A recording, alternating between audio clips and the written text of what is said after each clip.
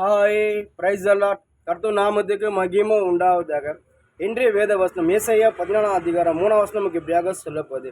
கர்த்தர் உன் துக்கத்தையும் உன் தத்தளிப்பை நீ அடிமையாக பட்டிருந்த கடுமையான அடிமை தனத்தையும் நீக்கி உன்னை இளைப்பாற பண்ணும் அக்காலத்திலே. ஏசாயா தீர்க்கதரிசி அழகாக சொல்றாரு. இஸ்ரவேல் ஜனம் வந்து எகிப்து ரொம்ப அடிமைதனப்பட்டு இருந்தாங்க. அந்த எகிப்து ஜனம் இஸ்ரேல் ஜனத்தை பயங்கரமாக ஒடுக்குனாங்க. அந்த ஜனங்க வந்து இஸ்ரேல் ஜனம் என்னெல்லாம் குடும்பம் பண்ணுவோம் அப்படிலாம் குடும்பம் பண்ணாங்க. இஸ்ரேல் ஜனம் வந்து அந்த எகிப்து வந்து அவங்களுக்கு வர முடியாமல் ரொம்ப தத்தளிச்சுட்டாங்க, ரொம்ப அடிமதனப்பட்டுட்டாங்க.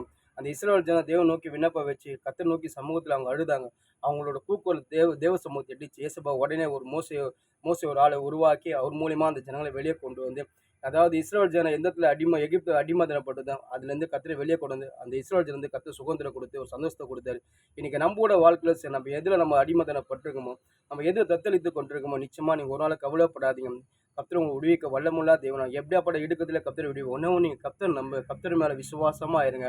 நிச்சயமாக கர்த்தரை விடுவி பண்ணி எந்த இடத்துல இருந்தால் சரி, உங்கள் வேலை ஸ்தானத்தில் இருந்தாலும் சரி, உங்கள் குடும்பத்தில் இருந்தாலும் சரி, அதாவது உங்களுக்கு சத்ருக்கள் மத்தியில் இருந்தாலும் சரி, உங்களுக்கு நொறுக்கப்பட்ட மனிதர் மத்தியில் இருந்தாலும் சரி, நீங்கள் எங்கள் இடத்துல நீங்கள் அடிமந்தனப்பட்டு நீங்கள் தத்தளித்து படுக்க போல் நீங்கள் தத்தளித்து கொண்டு கவலையே படாதீங்க. ஒன்று நீங்கள் எப்படி எந்த சூழ்நிலையில் கர்த்தர் நம்புங்க, கர்த்தர் நிச்சயமாக உங்களை விடுவிப்பார். அதாவது ஏசப்பா போட்டு வந்து வந்து கடலில் போகும்போது கூட சீசனுங்க எல்லாம் கூட இருந்தாங்க. அடிமதி ஏசப்பா வந்து தூங்கிட்டு அப்படி இருக்கும்போது அங்கே பெருங்காட்டை அடித்து பயங்கரமாக சுழல் காட்டை அடித்து அந்த கடலே கொந்தளிச்சு. ஆனால் போட்டு வந்து தத்தளிச்சுன்னு இருந்து இந்த கண்டு சீசன்லாம் பயந்தாங்க. ஆனால் ஏசப்பா அங்கே கூட இருந்தார்.